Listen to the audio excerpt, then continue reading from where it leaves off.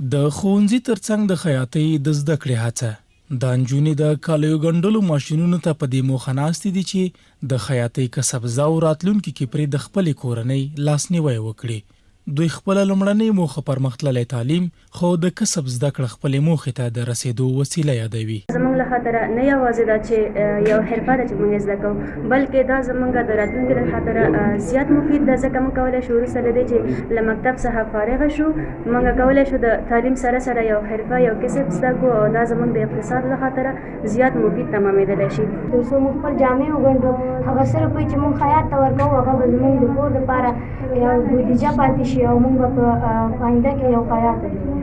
د خیاطۍ د زده کړو زمینه ورته د افغان ماشومانو لپاره د جرمني مرستې موسسې برابره کړې. مسؤلین وایي د زده کړو موده 6 میاشتې ده او هغه نجونې روزي چې له دې کسب سره علاقه ولري. دې کې هغه شاګردان چې علاقه لري هغه شاګردان راځي. نو په دې کې اوس فلال لپاره موږ د تصمیم نیولی چې 4 دورې کې یو استاد 4 دورې درس ورکوي چې هر یو صنف چې دی د 30 کسانو دی تقریبا 140 کسان په ورځ کې دلته دغه وایي زده کړه کوي. د مسؤلینو په خبره موخه د کورنۍ اقتصاد پیاوړتیا ده او د همدې لپاره د ننګرهار په 4 ښوونځیو کې ښځینه زده کوونکو ته دا پروسه په لاره اچولې او د پراختیا په هڅه کې دي.